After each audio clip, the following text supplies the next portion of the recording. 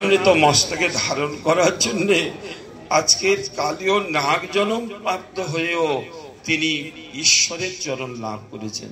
এটি সাধারণ ভাগ্যের কথা নয়। কালীয় নাগ এখানে এই হ্রদে ছিল, এই হ্রদটা নিরাপত্তা ছিল বলে এই হ্রদে এসেছেন। আপনারা জানেন এই কদ্রুর পুত্র হলো কালীয় নাগ। কেমন? কদ্রুর পুত্র বিনতা আর কদ্রু দুই সতী ছিল।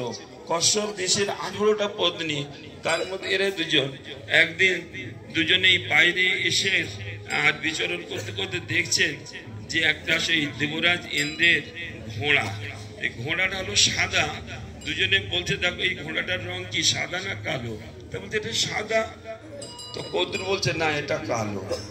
তখন ঠিক হলো যে কি, যদি এটা কালো হয় তাহলে তুমি আমার দাসী হবে, যদি সাদা হয় তাহলে আমি তোমার দাসী হব। তো কদ্রু একটু কপটতা করেছে, তার পুত্রগণকে বললেন যে দেখো হে পুত্রগণ, আমাকে তুমি এরা একটু সহায়তা করবে? তখন বলছে হ্যাঁ। তখন বলছে তুমি এক কাজ করো, ইন্দ্রের যে ঘোড়া আছে এই ঘোড়াটার গায়ে তো তোমরা সকলে গিয়ে আর জড়িয়ে থাকবে। সাপের রং কালো, তো দূর থেকে দেখাবে ঘোড়াটাই কালো। তো বলে দেখো তুমি বলছে যে সাদা, এই দেখো ঘোড়াটা কালো। সেই দিন থেকে এই কদ্রু দাসিত্ব করতেন বিনতা। তখন গরুরাদি পক্ষী জন্ম হয়নি। পরবর্তীকালে একদিন দেখলেন যে উনিও আমার মা, ইনিও আমার মা, কিন্তু কদ্রু মায়ের দাসীগিরি করছে আমার মা, এর কারণটা কি? তখন জানা গেল এইভাবে এই হয়েছে ঘটনা। তখন বলছে আমার মায়ের দাসিত্ব থেকে মুক্তি পাবে কি করে? তখন বললেন যে একটি উপায় আছে, স্বর্গের থেকে যদি অমৃত এনে দিতে পারো, সেই অমৃতর পরিবর্তে তোমার মায়ের দাসিত্ব থেকে উদ্ধার করে দেবো। তখন গরু তিনি স্বর্গে চলে যান, গিয়ে সেই অমৃত আনার চেষ্টা করেন, কিন্তু দেবতাগণ তার সঙ্গে যুদ্ধ করছে, দেবতাগণ পাচ্ছে না। তখন স্বয়ং বিষ্ণু এসে গেছেন, বিষ্ণুর সঙ্গেও তিনি যুদ্ধ করেছেন। বিষ্ণু ও পরাস্ত মতো এরকম অবস্থা, দুজনে একদম যুদ্ধ, সমান যুদ্ধ, দুজনের যুদ্ধে দুজনে সন্তুষ্ট। এ বলছে তুমি বর মাগো। হ্যাঁ, তখন বলছে আপনি যদি বর দেবেন তো আপনি তো পরমেশ্বর ভগবান, আমি আপনার বাহন হব, আপনি আমার পিঠে চড়ে বিচরণ করবেন। আর বিষ্ণু তিনি বললেন ঠিক আছে, আজ থেকে তোমার পাক্কা ফাইনাল একটা, তুমি আমার চিরজীবন আমার বাহন হয়ে থাকবে। তো সেই কিন্তু আমার মায়ের অমৃতের ব্যবস্থাটা আপনার করতে হবে। তখন সেই অমৃতের ব্যবস্থাটা করলেন, কিন্তু ভগবান বিষ্ণু বললেন এই সর্বগণ এরা যদি এই অমৃত পান করে তাহলে দেশে খুব ক্ষতি হয়ে যাবে, এক তো এরা নিষ্ঠুর। তো এক কাজ করো, শুধুমাত্র এই অমৃত নিয়ে যাবে, বলবে তোমরা চান করে এসে পান করবে, একটা কুশের বনেতে এটা রেখে দেবে। আর ওই সময় ইন্দ্র ওটা পরিবর্তন করে নিয়ে যাবে, অমৃত নিয়ে চলে যাবে, আর সুরা রেখে যাবে, বিষ রেখে যাবে। কেমন? তখন এইভাবে ওদের বললেন তোমরা চান করে, পবিত্র জিনিস, চান করে শেখাবে। যখন চলে গেলেন, আর এই সময় অমৃত কলসিটা আনার সময় গরুর এই বৃক্ষের উপরে কলসিটা নিয়ে একটু বসেছিলেন বলে এই বৃক্ষ অমর হয়ে গেল, বৃক্ষর মৃত্যু নাই, অমৃত পর্ষে। আর সর্পগণ যখন আসেন তো বলছে কোথায় আমাদের অমৃত?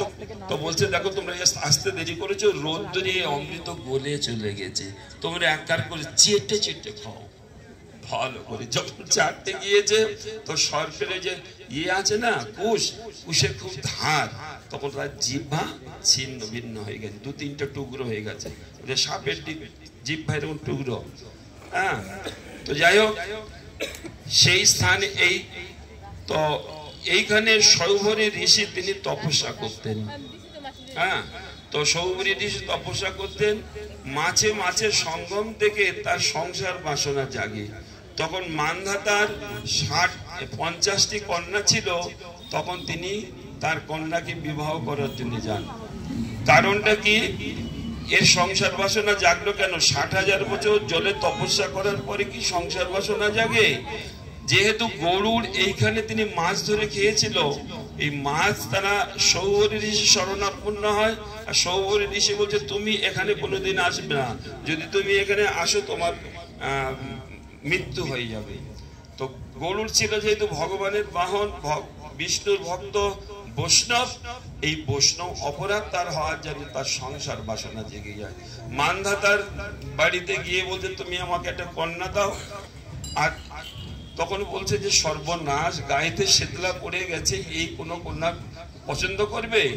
তো আপনি এক কাজ করুন, যে কন্যাগণ যদি পছন্দ করে আপনাকে, তো আপনি যান ওখানে।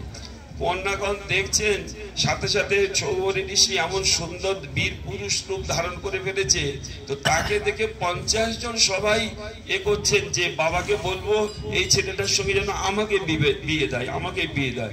লাস্টে 50 জনই রাজি হয়ে গেল, তো 50 জনের সঙ্গে সৌবরীর বিবাহ হয়। তো কালীয় নাগের এখানে যখন ভগবান শ্রীকৃষ্ণ তিনি গোচারণ করতে করতে এখানে আসেন, আর খেলতে গেলে তার গেটটা ইচ্ছা করে এখানে ফেলে দেন। রাখালগণ তখন কান্নাকাটি করছে সেইটি গেটের জন্য, তো বলছে তোমরা চিন্তা করো না, আমি একটু এনে দিচ্ছি। এই গাছে উঠে তিনি ঝাঁপ দেন, আর কালীয় নাগের সঙ্গে তখন তিনি যুদ্ধ করেন। কালীয়র ফোনার মধ্যে তিনি নৃত্য করছেন। এই সমস্ত দর্শন দেখে কালীয় পত্নীগণ তারা কান্নাকাটি করছে। তখন বলছে প্রভু আপনার অনেক হয়েছে, আপনি আমার স্বামীকে প্রাণ ভিক্ষা দেন, আপনি একে মারবেন না। তখন বলছে হে দেবীগণ, আমি তোমার স্বামীকে মারবো না, তোমার স্বামী ভীষণ খল, তাকে একটু আমি দমন করছি। তো ভক্তিতে যাহারা পাইল গোবিন্দ চরণ, নাগকন্যাগণের কথা আছে না, ভক্তিতে যাহারা পাইল গোবিন্দ চরণ, তো এইখানে তখন তাকে একদম নিস্তেজ করে দিয়েছেন।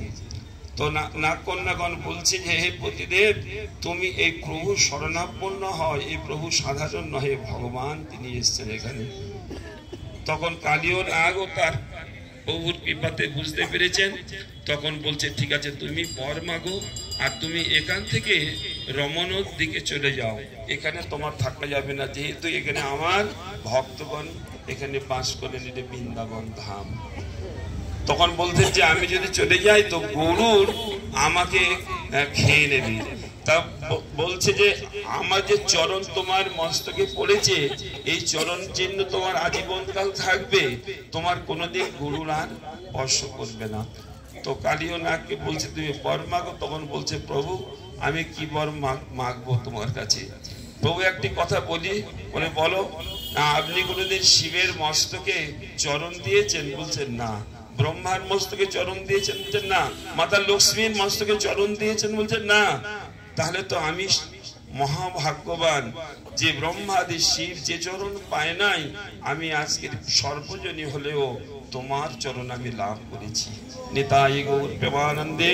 যেহেতু সে বৈষ্ণব চরণ আমি তো পান করার জন্য সে মস্তকে ধারণ করেছিলেন।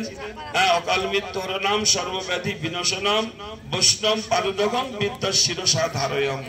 মুখে পান না করে মস্তকে ধারণ করার জন্য গোবিন্দের চরণ তিনি লাভ করেছিলেন। বাঞ্ছা কল্পতরু।